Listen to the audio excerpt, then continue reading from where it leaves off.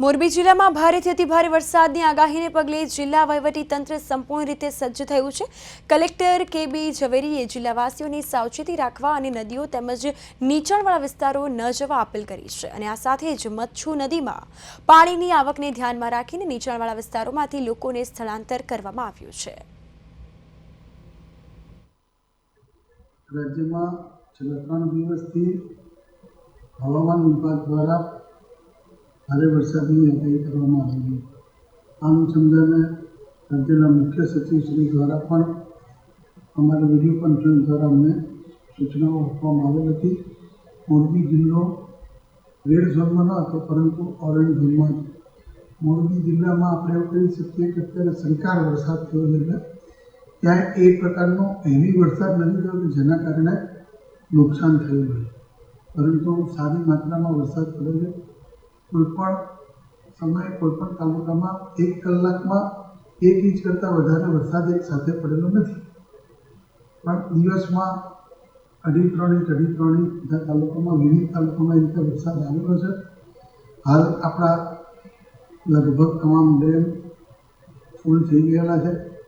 Machchhu 2 dam અત્યારે 92% જેટલો ભરાયેલો છે અને મચ્છુ 2 ડેમમાંથી અમે આગોતરા પગલાં સ્વરૂપે 5,000 ક્યુસેક જેટલું પાણી છોડશું, જેના કારણે નદીમાં પાણી પણ આવશે।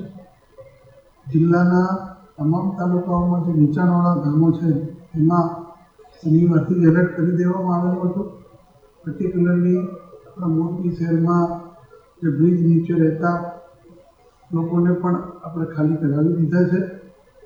અમારા મામલતદાર શ્રી, અમારા ટીડીઓ શ્રી દરેક જગ્યાએ આ બાબતે કાર્યરત છે। પ્રજાને કોઈ નુકસાન ના પહોંચે એ માટેની તમામ આગોતરું આયોજન થઈ ગયું છે। પોલીસની મદદથી પણ જ્યાં ખાલી કરવાનું છે ત્યાં ખાલી કરાવી દીધું છે।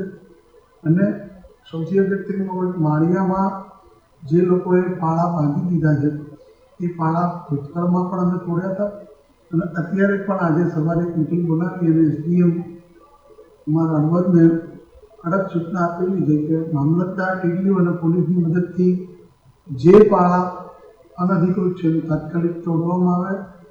જો કદાચ આપણે મચ્છુ 2 ડેમમાંથી પાણી મોટી માત્રામાં છોડવામાં આવે તો માળિયાના ખેડૂતોને કે માળિયા ગામમાં પાણી ના ભરાય એનું પણ અમે અત્યારે પૂર્વ આયોજન કરી લીધેલું છે અને કોઈ તકલીફ ના પડે એના તમામ પગલાં ભરવા માટે એક્ઝિક્યુટિવ એન્જિનિયર સિંચાઈ, એક્ઝિક્યુટિવ એન્જિનિયર આરએમબી, તમામ પ્રાંત અધિકારી, તમામ મામલતદાર અને તમામ ટીડીઓને સૂચના આપેલી છે। પોલીસ પણ ખડે પગે આ કાર્યવાહી કરવા માટે ખભે ખભા મિલાવીને અમારા ગ્રાઉન્ડ સ્ટાફ સાથે કામગીરી